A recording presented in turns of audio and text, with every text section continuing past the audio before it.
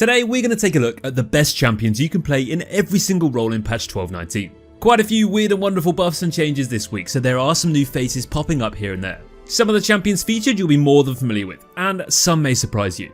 One that may definitely catch you off guard if you haven't played League yet is Nasus. The big bad dog is well and truly back with a vengeance. We never thought we would include this champion in these kind of videos, but to be honest, he's just so powerful right now. Nasus is without doubt one of the biggest winners this week, and if he does get ahead or just doesn't get too far behind, the game is probably going to be pretty easy to win for you. His E melts tanks, his W removes AD carry's abilities to play the game whatsoever, and his Q 1 or 2 shots anyone once he's got a few stacks. The extra range on his Q was a pretty massive buff already, but the other ones aren't too shabby either. This guy gets incredibly tanky, incredibly hard to kill because of his sustain, and he deals a stupid amount of damage too, so good luck with that one. This is probably the highest we've seen Nasus's win rate for quite a few years now. It is a lot higher towards the lower ranks though, as when you do get to that top elo, people do know how to shut it down and deal with it easier. But if you last pick Nasus right now into a comp that can't take you down, you're going to have a lot of fun, that's for sure. If you want to take a look at Nasus's best builds, runes and items, or even matchups, or if you're curious about any of the other champions in this video, then click our link in the description below.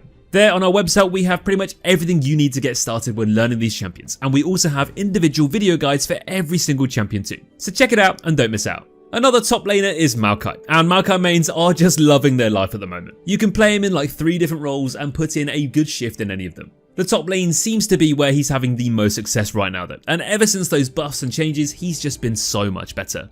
This guy has fantastic sustain in lane with his passive, he's got respectable trading power, he has incredible gank setup with his W and Q, and once you do get a few items and levels, you just become a bit of a tanky nightmare to play against. You really can just absorb and sustain so much damage, and you just walk around lobbing saplings, farming up, put the odd Q out there, and then play for team fights. In those team fights you become a bit of a demon. Now you can either dive backlines and disrupt the enemy carries, or you can just peel for your own backline instead. You can deal some decent damage, take an absolute ton of damage yourself, and dish out a monstrous amount of CC. Maokai's ultimate is now so much better as well, it speeds up throughout its duration, and the root is actually surprisingly punishing. So if you do manage to pull a good ultimate off around those big objectives, you're probably going to struggle to lose the fight. Our third and final top laner is one who has been around for a while though, and of course it's Olaf. His win rate and success rate over the last few patches has stayed at a really consistent level, and it's better than the majority of all other top laners. Everybody should know by now what Olaf does best. He snowballs, he dives into teams, he 1v2s the top and jungler, he heals off a ridiculous amount and deals so much damage when he's low health. Olaf is a monster when he gets fed early game, and if you're playing a squishy carry, all you can really do is hope that he doesn't focus you, because if he does, you can't really peel against him. Your only real hope is that you can stall so his ultimate times out, or you can flash over a nearby wall and pray to the gods that you make it out in one piece. If you are a fan of top lane Olaf, you probably already know just how good he is. He's a fantastic counterpick into a ton of CC reliant champions, and you just can't really go too far wrong as long as you don't fall too far behind early game. If you pick Olaf alongside enchanters as well and utility champions that can buff you and boost you up, it just feels like you're cheating. Let's take a trip down into the jungle now, and before we get into our top 3, we just wanted to mention 2 new champions that are doing so much better since this patch dropped. Nunu and Echo. AP bruiser tanky Nunu is a bit of a menace at the moment, and Echo's buffs have made his win rate climb for the first time in a very long time. Be careful about these picks as they are now a lot stronger than you may expect. However, they don't quite come ahead of the other 3 champions we're featuring. One of those is Fiddlesticks.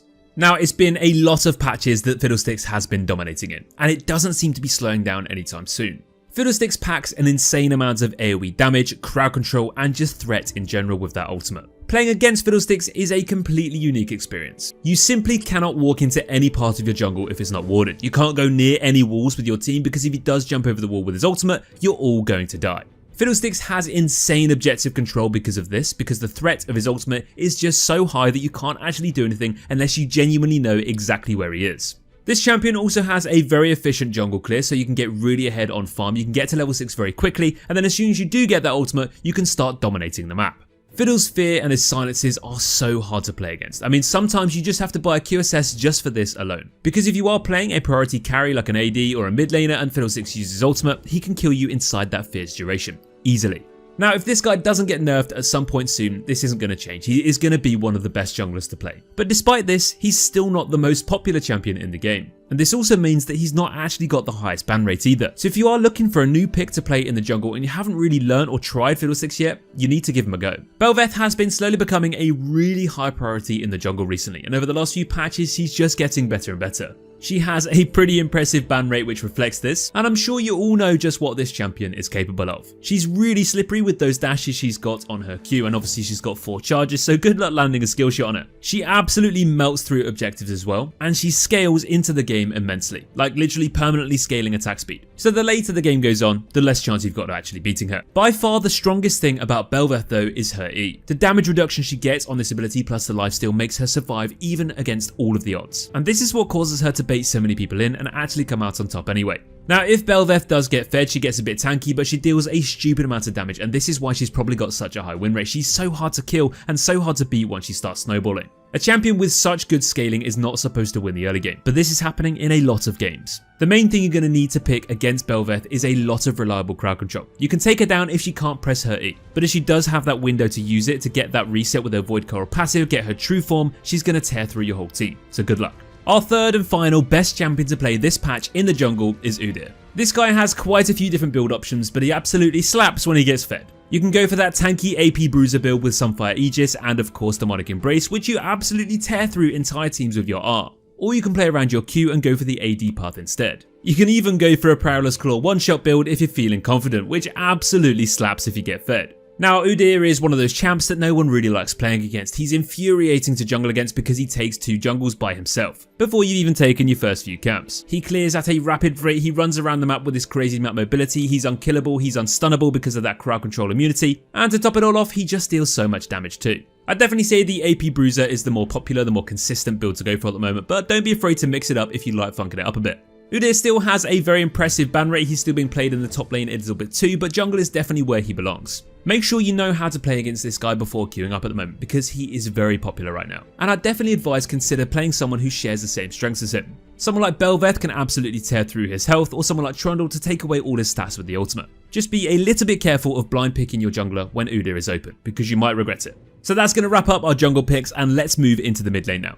Now, as you may or may not know, the game is heavily bot-sided at the moment. Now, you're still going to see those carry top laners winning games, but honestly, if you get your bot lane ahead, you get those dragons and they're so much more powerful now, you're probably going to have a much higher chance of winning. Therefore, champions like Galio, who can roam and can carry the map easier, are just so much better. The higher rank you go, the more popular Galio is at the moment. And in the very high elo, he is a very contested and very prioritized pick in the mid lane. Now this champion offers so much crowd control, so much gank setup, so much roaming potential, and then he's also got that ultimate too to add to this as well. Galio is all about constantly moving around the map, constantly setting up ganks, and constantly encouraging skirmishes and fights with that crowd control. Galio in lane has really good kill threat on his own against those low range matchups. He has respectable poke, good wave clear, but it's really when he gets the jungler into his lane where he starts to pop off. You can honestly play any jungler in the game when you have a Galio mid game, because he offers the perfect gank setup for you.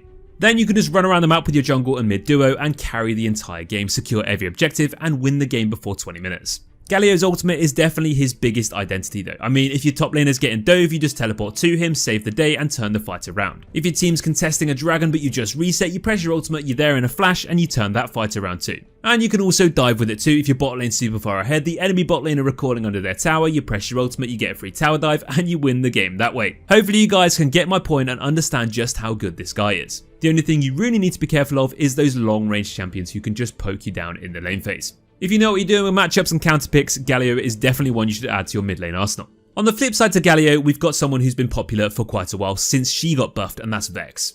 But she does actually have quite a similar playstyle to Galio. She's all about roaming with those ultimates and resets and just winning the game through snowballing. The good thing about Vex though is she's also really good in lane, especially if you manage to pick Vex into those high mobility matchups like Yasuo, Yone, Aurelia. You can just shut them down so easily, you deal so much damage with your auto attacks from your passive, and you can proc the fear so easily with your W and then poke them down afterwards. Vex is a lane bully, a lane winner, a snowballing champion, but she also scales really well too. In team fights you can go for damage and resets on those carries with your ultimate, or you can just look for big AoE crowd control instead. Whichever way you want to play Vex, defensively, aggressively, engaging, or assassinating, she's a really good mid lane pick to go for. And she's a lot of fun too. Now finally, we've got Victor, who's one of the most consistent mid laners to go for in the game and has been for quite some time. Victor offers a relatively safe lane phase, he has good damage, good trading potential, but he scales like an absolute madman. You can pretty much pick Victor into any team comp you want to go for. He has a ton of matchups that are playable, he doesn't have too many horrible counter picks, and you always know when you have a Victor on your team that once he gets those abilities upgraded, he's gonna hurt. Seriously. You can one-shot carries with your ultimate, you can set up huge AoE teamfights with that W and ultimate combo, you can snipe people down with your laser, you can burst close range threats with your Q and auto attack, and there's just so much you can do as long as you don't int in the early game. If you're one of those mid lane players that never surrenders, one who loves playing scaling champions, one that's never going to give up, then Victor is a top choice to go for.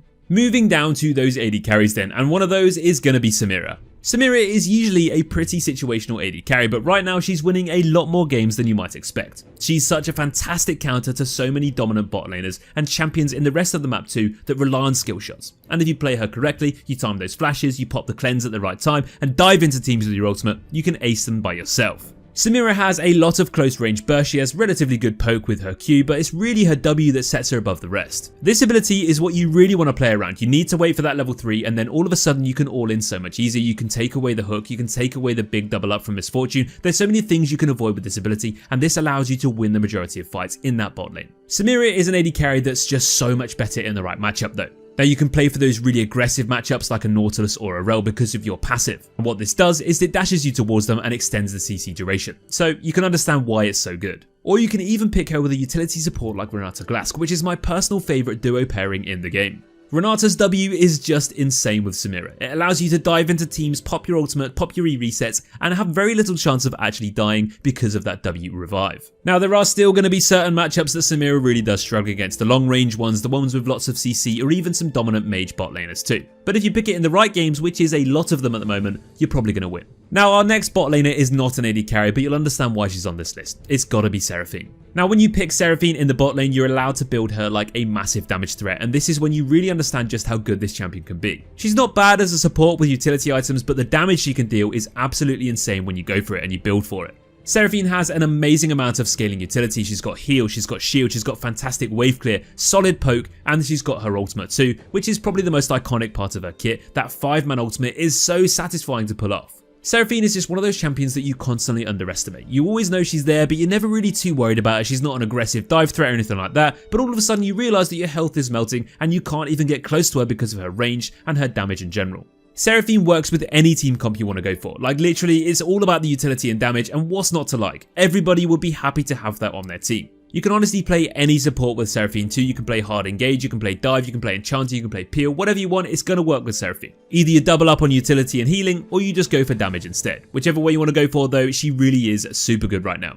Now you're obviously going to guess who the third AD carry is, and it's Misfortune. Surprise, surprise. She is a tiny bit less popular than she was last patch, but she's still just as strong. By far the most bannable bot laner, and definitely the most popular too, with a lot of games being played already in just a few days. At the time of making this video, Misfortune already has a 20% pick rate in the bot lane this patch, with a 52% plus win rate at Plat Plus. Stats do not lie, but all you need to do is load into one game of League of Legends, play against this champion without a counter matchup, and you're going to realise just how good she is. She is a fantastic lane bully, she can absolutely dominate you in the early game with those double ups, and of course her E2 for the slow and the harass, and then she gets her ultimate, and if you get hit by one piece of CC, you're probably dead. Yes, if you manage to pick Misfortune alongside a CC heavy support like Eliona, a Maokai, a Blitzcrank, or any other support with a bit of crowd control, you're probably going to win the game once you get level 6. In teamfights though, Misfortune is not just solely reliant on her ultimate anymore, she has a lot more damage with her auto attacks with her Q with the new crit build, and this just means she's always a threat. It's not just dodge her ult and win, now you actually have to kill her or she'll burst your whole team down. Let's finish off with those supports, and the first one is the newly buffed Blitzcrank. Now the buffs were aimed at making Blitzcrank a bit more of an off-meta pick in the top and jungle too, but actually they just kinda made him even better as a support. Blitzcrank has always been good in the right games and with the right god-handed player behind him. One good hook is always a threat and enough to win even the most doomed late game teamfight. However, you can snowball the early game so hard that often it doesn't even get late enough anyway. Blitz offers a huge unique threat from even as early as level 1 with those invades. If you force a flash level 1, you go back to lane, you land a hook, and they're probably just gonna die. He's just one of those picks that always has that in his locker. Whether you're ahead, behind, or whatever, Blitzcrank will always have the opportunity to turn that lane around and come out on top. One of the great things about Blitzcrank 2 is the matchups and meta in the bot lane at the moment. So many people are picking low mobility bot laners like the ones we've mentioned in this video, which means you've got a much better chance of landing those hooks and snowballing anyway. And to top all of these things off, Blitzcrank is just so fun to play. Sona, similar to Seraphine, just offers so much utility that scales really well into games. The shielding and healing you get from this champion as the game progresses is massive, and it's just so easy to be impactful on her if you don't get too far behind early game. Now if you are against the likes of Blitzcrank or Thresh and you just hard into the early game, she's obviously not going to be a great pick. But if you do manage to go even or get ahead, you don't really need to do too much to actually prove your worth. In those big team fights, you've got some levels, you've got some items, you can spam your heals, grant your whole team movement speed, slow down your enemies, deal some good damage, and then you've also got that ultimate too, which is a massive way to turn fights around by yourself. One good crescendo and you can carry the fight, whether you use it as an engage, as a peel, or a combination of the two. It's an instant 5-man stun, so what's not to like? Sona has had a pretty good season in general, but right now she's back to her best. Janna is probably the best of the bunch though, and we're not going to dwell and talk about her too much because you're probably bored of us rambling on about her. Every single patch over the last few months, she's just been the best support in the game, and this really doesn't look like changing anytime soon. Janna is actually a bit more of a hybrid than you think. Now she's not an engaging support like a Naut or a Blitzcrank, nor a pure healing enchanter like Soraka, but she just offers so much versatility in her kit design. She's got great setup and disengage with her Q, she's got slow, she's got shields that grant damage, she's got movement speed, and then she's got that ultimate, which really is just so much better than it's ever been before. This ultimate can completely turn fights around not only in its knockback and its peel, but also for that insane amount of healing that it can grant to your whole team. And as long as you track enemy CC, you avoid it and you cast your ultimate at the right time, no one can actually stop you. She's just such a safe choice to go for. She just works with every bot laner, with every matchup, with every team comp, and you just can't really go wrong. So if you do main support, you're probably already playing Janna, but if not, it's time to pick her up again, as it doesn't seem like she's ever going to stop being this good, as long as she doesn't get nerfed. That's going to bring us to the end of our list, all about the best champions for every role that you can play in patch 12.19. Let us know in the comments below who you think is super broken, who you're having the most success with, or who you're enjoying the most this patch. I've been your host Vale here at Mobalytics. Thanks again for watching guys, and we'll see you all in the next video. Take care.